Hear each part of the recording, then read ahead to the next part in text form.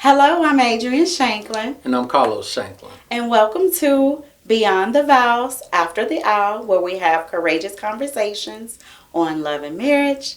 Today's episode is really special for us because we are celebrating 13 years of marriage today, and we wanted to share our journey of 13 years. Even though we're not a perfect couple, we feel like we've learned a lot and can share with others to help them with their marriage journey. Yeah, and we will definitely be discussing the 13 lessons that we have learned over the 13 years. And we will get into that, but first we're going to start with the reality versus expectations of marriage. And for me, I didn't even have any expectations. I didn't have no examples, no healthy examples, little to no examples. So for me, I just thought we signed this paper, we had the ceremony, and we just live our life. Nothing changes, there's nothing different, there's nothing special. It's just marriage. But I was far off because reality is it was very different. It took a lot of hard work, a lot of self-reflection to grow in this space and grow within the marriage and growing into becoming one. Um, for me, I would definitely say the reality was different, but it has been worth it. It has definitely been worth the journey that we have traveled together over the 20 years, but married 13. And I wonder for you, what about yourself? Okay. What did I think it was going to be versus what the reality is? Well, we had already been living together. We had already had our daughter. She was 5 when we got married. 5? Yeah, she was about 5 when we got married. We had lived together, so I was thinking, it would be not much different from what was actually occurring. Yeah. And then the reality was things got harder pretty much instantly. I feel like, depending on whatever your beliefs are, I believe the devil kind of attacked very early in the first 2 years of our marriage. And so it was just a lot more difficult than I anticipated, even though we had known each other, lived together, had been friends, and had a child. The communication and the hardships we weren't initially prepared for. Yeah, that's spot on. Mm-hmm. So for lesson 1, marriage, we feel like it happens in seasons. Mm-hmm. Is what we notice. Lesson 2, your real self, it shows up. It shows up in a marriage. Your real self starts to show up. Then in lesson 3, love isn't enough without skills. Marriage takes much more than just loving each other. Mm-hmm. You have to communicate. You have to learn to forgive. You have to learn to be accountable. There's a lot of skills that are required to keep your marriage going and flowing. And then lesson 4 that we'll get into, stop trying to win. It's not about winning or being right. Lesson 5 that we learned, fighting fair matters. It's not about who's right. It's not about being aggressive or showing any of that, which is my point that I always work on. No name calling, physical, none of that should ever occur. Lesson 6, healing is our own personal responsibilities. It's not his job to heal me or to make me happy. I should have happiness coming into the relationship, and the same vice versa. Don't look to your spouse to fulfill your everything. Your everything should be fulfilled within you and whatever your higher power is. Lesson 7, marriage requires intentional friendship. You've got to be friends. You've got to like each other. Yeah. What do you think about that part, lesson 7? Most definitely. I believe that's what helped us stay together during tough times because we was friends first. Mm-hmm. So when things would get tough, we can just laugh with each other and have a great time because we was actually friends, best friends. So friends first definitely matters. It helps you get through the tough times. Mm-hmm. And then lesson 8 is financial provision is important, but it's not enough. Mm-hmm. A lot of us fellas struggle with that. We think just paying bills and providing is enough. But enough life is so much more than just paying bills and providing for your children and your woman, your wife. Then lesson 9, forgiveness is a lifestyle. Yes. It definitely is. That's one of the most important lessons that I've learned over these 13 years is that it's not enough to just say, okay, I'm going to forgive, right? Because before you get to forgiveness, there's a lot of steps that happens.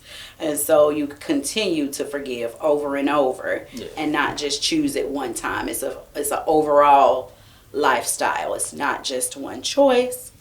And then lesson 10, intimacy is more than sex. Emotional intimacy, vulnerability, feeling safe with your partner definitely matters, because if none of those things are the case, then typically, the sex obsolete. Yeah, I definitely stand there for a moment. Us as men, I think we struggle with intimacy a lot. I had to learn that it starts before the bedroom. I'm still, work in progress. But we all are always a work in progress.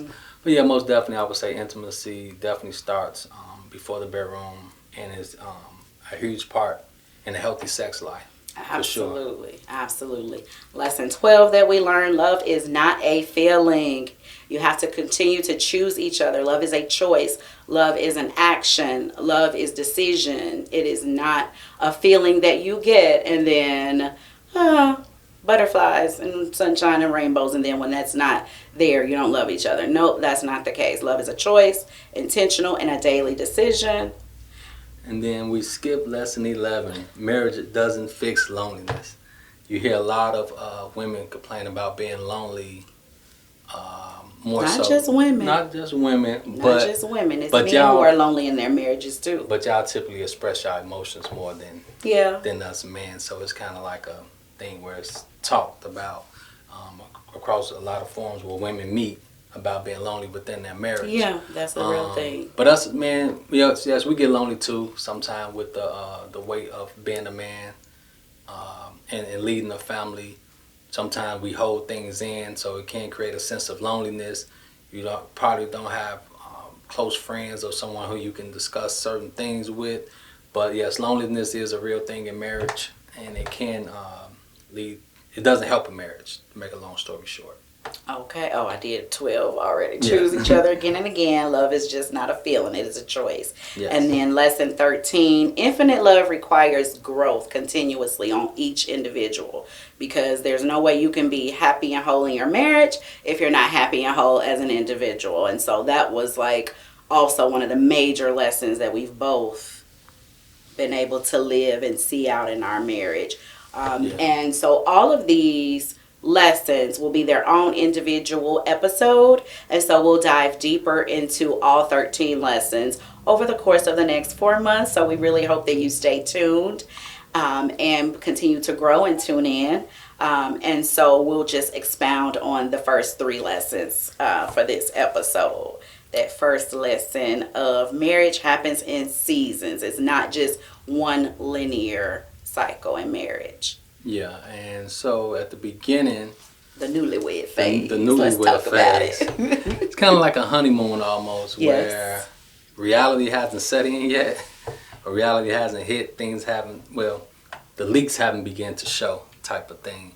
Everything just feels perfect and seems perfect, but then the real people start to show up within the marriage. But yeah, so newlywed season, parenting season, financial struggles, career changes and growth. We've experienced healing, and then currently our current lesson season is empty nesting and preparation. We've got a daughter going to college in 2 months, so all the things, the different cycles our marriage has gone through in 13 years. The marriage we started with in 2013 is not the marriage we have in 2026. Total 2 different worlds. Because we're also 2 different people. Yeah. Changes definitely has happened. But I would say within, lesson 1 of marriage, happens in seasons. The seasons, you can feel the shifts when they come. You can feel them, and it's about being conscious when you notice them and having self-reflecting moments. I know that's what I had to do a lot. Within the marriage to continue to grow, because what she requires now is not the same in 2013. We're talking 13 years ago. Total different set of requirements. everything changes. We all change and continue to grow. All right, and lesson 2, your real self starts to show up in the marriage. And this is when the fireworks usually begin. So for us, I come from a traumatic background, traumatic experiences, little to no navigation. That's not down in any of my ancestors or those that come before me. A lot of our parents, do the best that they can. And sometimes just because someone's doing the best that they can does not mean that that's enough. That's just the reality of life. So, learning on the fly. It's like I'm learning marriage on the fly. And while I'm learning marriage on the fly, how to be married, how to meet her needs, I'm also dealing with and have to go back to deal with my own traumatic experiences and see how I have become the man that I am today, that I like, and parts of it that I don't like, and parts that she like and parts she don't like. And sometimes it can be real lopsided. Well, there's a lot of things she don't like, or vice versa. And for me, this season, this phase, this lesson, it lasted much longer than it probably should have, because of no navigation. But it took a lot of self-reflection just to work through those experiences. And you have to get very detailed. You have to go all the way back to the root of the problem in order to really fix it. You can't, it's like untangling some cords. You can't eyeball it. You got to actually trace it all the way back, and then start there and deal with the emotions, work your way through it, then try to get new habits. And then, once you acquire the new habits, it becomes who you are. So it's a process, and you have to go through everything that's wrong with yourself to keep becoming a better version of yourself. Yeah, absolutely. For me, I would echo that. For me, you're not just marrying, the person. So a lot of things got exposed about who I was in my marriage. I recognized some things that I didn't see before. I didn't even know existed. So, like being selfish. I can be very selfish. I grew up an oldest child on both sides of my family. And it was a whole heap of us. And I didn't want to share certain things, like all of those things, the way I grew up. The way I was informed, what I saw my mom doing in her marriage. All of those things matter. Money beliefs, you're marrying their money beliefs. You're marrying those childhood wounds and their communication style. The faith, that's something that, we continue to work at together. I was raised as a church girl, granddaughter of a pastor, and he doesn't have that background. So like, how does your faith and your beliefs show up in your marriage? How does your expectations? I've always held myself to a higher standard. Even as a young girl, I saw a lot of things that my family members, the women in my family, took in their marriages and relationships that I learned at the age of 12 that I wasn't going. And so I've always been, naturally, my personality, you're marrying that person's personality. I've always been quite a bit of a firecracker, so that would come out in my marriages sometimes, in times of where I felt like I needed to defend myself, or if it was always that if nobody else has me, I've got me. So very independent, very resilient is how I grew up, and so that plays out in my marriage. And so I have to be mindful of those things. So when you know that you've got baggage coming to your marriage, whatever it is, or all of these things that make us who we are, you have to be mindful and to, what's the right way to say it? Like, you have to get ahead of it. You got to be aware and accountable, and you have to fix what is wrong in order to move forward and flourish. And to touch on that real quick, you have to be aware of your partner's traumatic experiences. Yes. And that way you can help protect them, so to speak, or deal with them in a way and respond properly. Because sometimes if you're not aware, you don't have the proper response. Yeah. You just are operating from your own self-experiences or whatever, how you like to deal with things, but that don't always work or help the marriage or help you grow as an individual. So it's like learning to be aware of others. Empathy is the word. Having empathy to your partner's past traumatic experiences. Yeah, and talk about it. I know a lot of ladies who've gone through trauma and their partners don't know. And so to me, it's like, girl, you need to talk about it. If this happened to you and it's impacting your marriage, share it. You never know how your partner will respond. But of course, that also goes to you got to have a safe space in your marriage. So we'll get into that as we dive deeper. Yeah. And then moving into lesson 3, love is not enough without skills. You got to know how to love. And we didn't know that in the beginning. How to love varies based on who you are, where you come from, and who you're married to. And so we had to learn how to communicate with each other. I had to learn how to apologize and forgive, because to me, I'm 98% right all the time. Like 98%, I would say.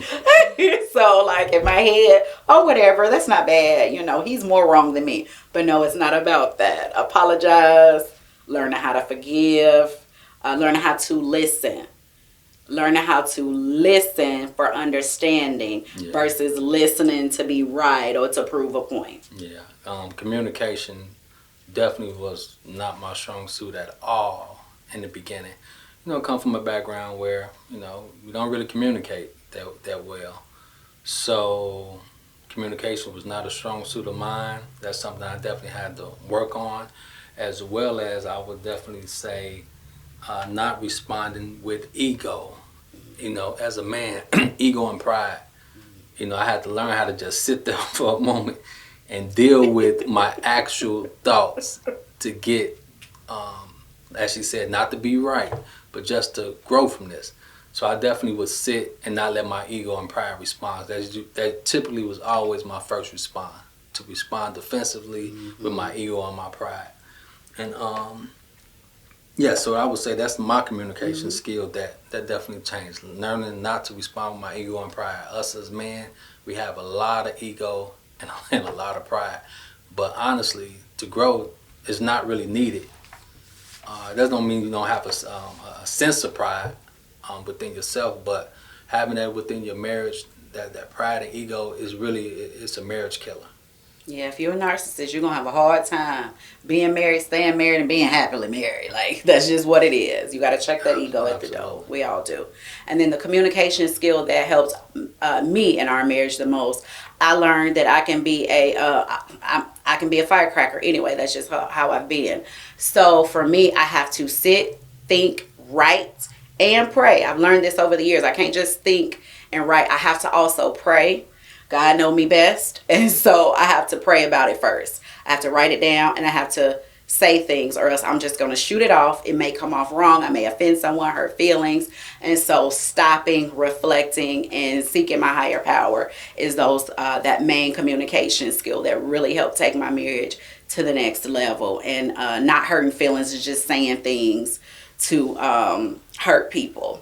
And so our closing question that we like to ask, if you could tell the version of yourself standing at the altar 13 years ago, one thing, what would it be? Strap up. This gonna be hard. It's gonna be a long road. Oh, yep. Okay. And that don't mean I'm pointing fingers at you. Of course, you know, that can be within myself. Absolutely. Like, boy, you about to have to do a lot of growing, and it ain't gonna be easy. Yeah. You know, I didn't kick, I didn't crawl, I didn't did everything. You know, but each time I got back up, I would say I got back up to keep growing, because she is my best friend. And, you know, once someone is your best friend, or, you know, you friends, you want to make that person happy. You want to see them happy no matter what. And if it's something that in your power, you want to do it. Okay, for me, what would I tell myself 13 years ago? Was I, 20? Don't sugarcoat it. I'm thinking about who I was. Well, at the time, I would tell myself, we need to pause. Like, he wasn't ready. He wasn't ready 13 years ago, and neither was I. There was some things that I compromised on, that I told myself that I wouldn't compromise on, and I did in the beginning. And so I would tell myself, pause, give him another year or two. He's not ready. He'll still be there because he had already moved here to Memphis. We're from Chicago originally, and I was here by myself. And so I would have put a pause on it. We would have gotten married a little bit later. If I was talking to 20-something-year-old Adrian, I would tell her, girl, just wait a couple more years. Yep. Yeah. So this concludes the episode today of After the Hour Beyond the Vows. And my lovely wife is going to tell you where you can reach us at. You can reach us on Instagram, Facebook, and TikTok at Beyond the Vows. After the Aisle, just look for the logo, follow, like, and comment, and we hope to see you soon. Thank you.